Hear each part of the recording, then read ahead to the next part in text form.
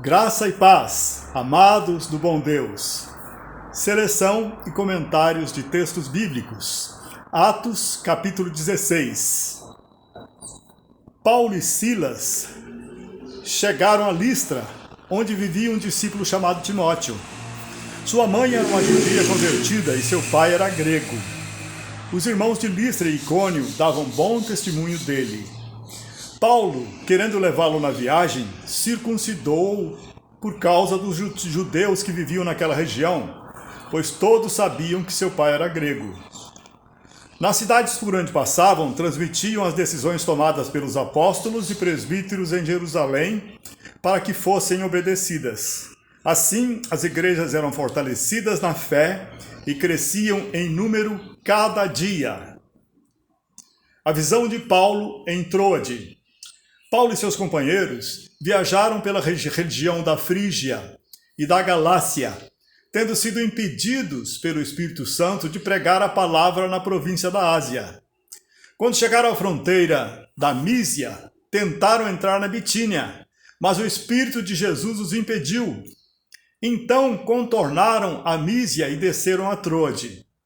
Durante a noite, Paulo teve uma visão, na qual um homem da Macedônia, estava em pé e lhe suplicava: passe à Macedônia e ajude-nos. Depois que Paulo teve essa visão, preparamos-nos imediatamente para ir para a Macedônia, concluindo que Deus nos tinha chamado para lhes pregar o Evangelho. Nós vemos aqui os irmãos, os apóstolos Paulo e Silas, procuraram ir pregar o Evangelho numa determinada região e o Espírito Santo não concordou e impediu-os. Aí tentaram ir para outra região, para Bitínia, mas o Espírito de Jesus os impediu. Então Deus deu uma visão a Paulo, e nessa visão uma pessoa da Macedônia o chamava: passe à Macedônia e ajuda-nos.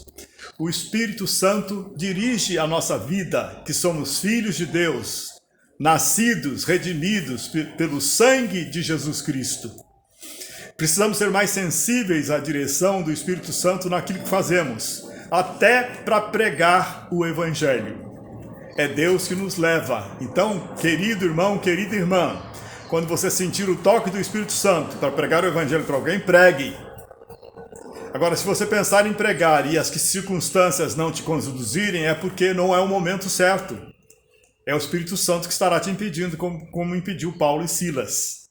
Mas onde estiver, prega o Evangelho, com seu testemunho mesmo de boca fechada, e quando sentir do Espírito Santo, fale sem medo. Estamos aqui para ser instrumentos de salvação de vidas. A conversão de Lídia em Filipos. Partindo de Troade, navegamos diretamente para Samotrácia e no dia seguinte para Neápolis. Dali partimos para Filipos, na Macedônia, que é colônia romana e a principal cidade daquele distrito. Ali ficamos vários dias. No sábado, saímos da cidade e fomos para a beira do rio, onde esperávamos encontrar um lugar de oração. Sentamo-nos e começamos a conversar com as mulheres que haviam se reunido ali. Uma das que ouviam era uma mulher temente a Deus chamada Lídia, vendedora de tecido de púrpura da cidade de Tiatira. O Senhor abriu seu coração para atender a mensagem de Paulo.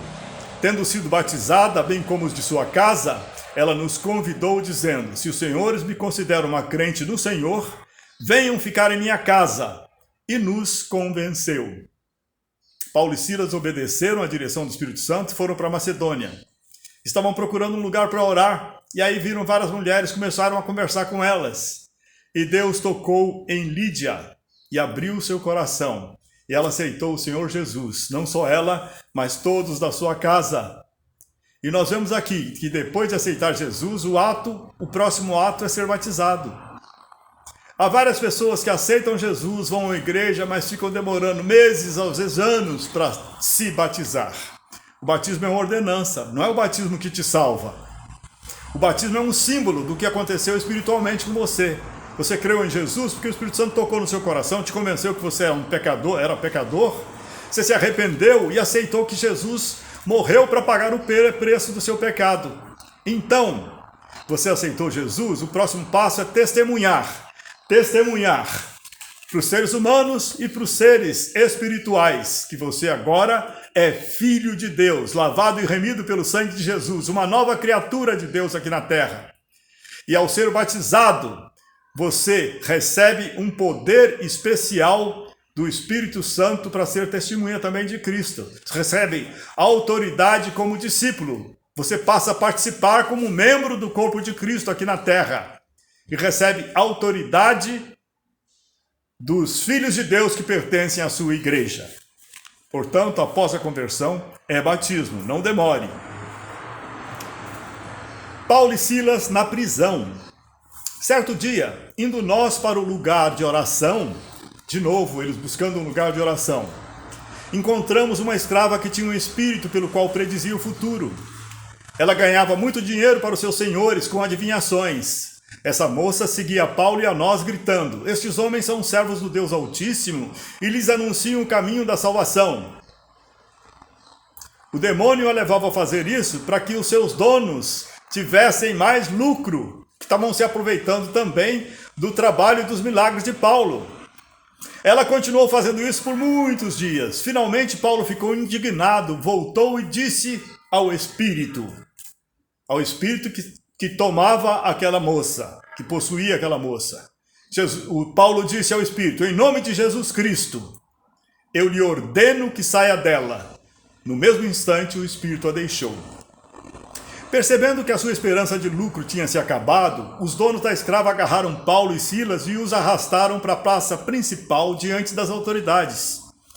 E levando-os aos magistrados, disseram: estes homens são judeus e estão perturbando a nossa cidade, propagando costumes que a nós romanos não é permitido aceitar nem praticar. A multidão ajuntou-se contra Paulo e Silas, e os magistrados ordenaram que se lhes tirassem as roupas e fossem açoitados. Depois de serem severamente açoitados, foram lançados na prisão.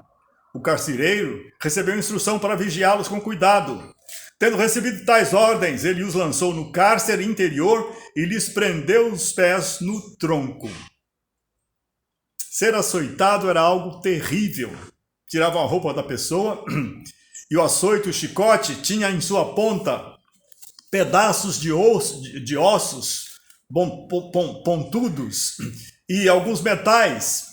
A carne do corpo da pessoa açoitada era estilhaçada, era rasgada, perfurada.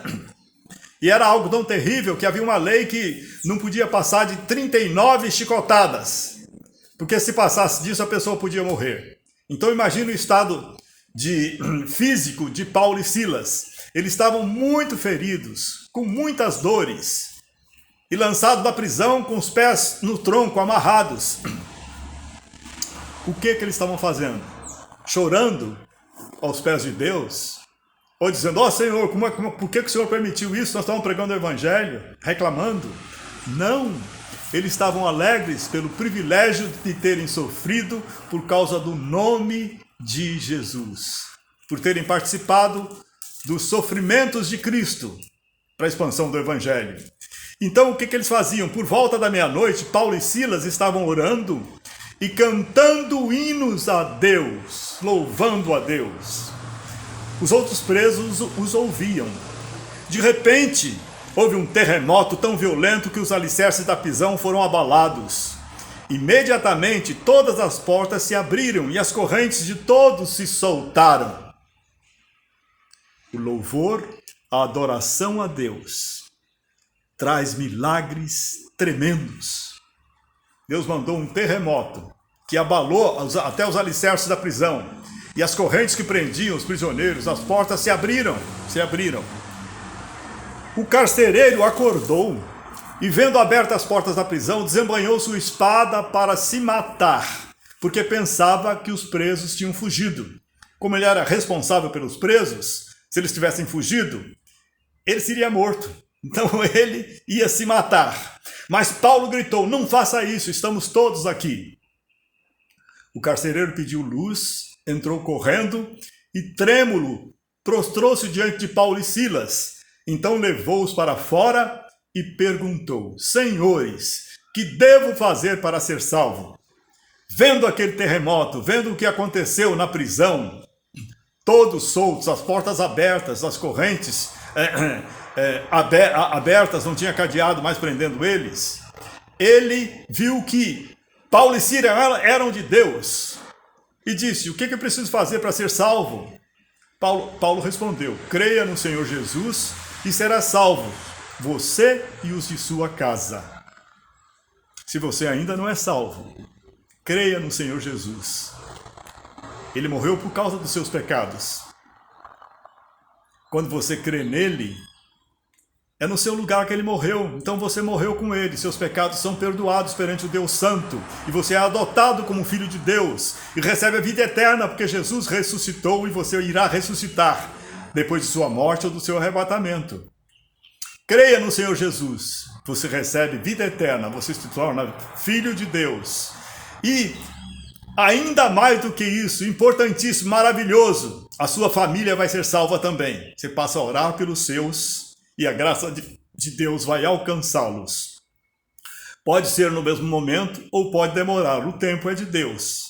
Mas você e sua casa será salvo. Você sendo salvo pela sua fé, Deus vai salvar os seus. Então Paulo e Silas pregaram a palavra de Deus ao carcereiro e a todos de sua casa. Naquela mesma hora da noite, o carcereiro lavou as feridas deles. Em seguida, ele e todos os seus foram batizados. Olha, o batismo deve seguir logo depois de aceitar Jesus, logo depois da conversão. Se converteu, já peça para marcarem o seu batismo. Então os levou para sua casa, serviu-lhes uma refeição, e com todos de sua casa alegrou-se muito por haver crido em Deus. Quando amanheceu, os magistrados mandaram seus soldados ao carcereiro com esta ordem: solte estes homens. O carcereiro disse a Paulo: os magistrados deram ordens para que você e Silas sejam libertados. Agora podem sair, vão em paz. Mas Paulo disse aos soldados: sendo nós cidadãos romanos, eles nos aceitaram publicamente, sem processo formal, e nos lançaram na prisão. E agora querem livrar-se de nós secretamente? Não, venham eles mesmos e nos liberem. Os soldados relataram isso aos magistrados, os quais, ouvindo que Paulo e Silas eram romanos, ficaram atemorizados. Vieram para se desculpar diante deles e, conduzindo-os para fora da prisão, pediram-lhes que saíssem da cidade. Depois que saíram da prisão, Paulo e Silas foram à casa de Lídia, onde se encontraram com os irmãos e os encorajaram. E então partiram. Deus te abençoe.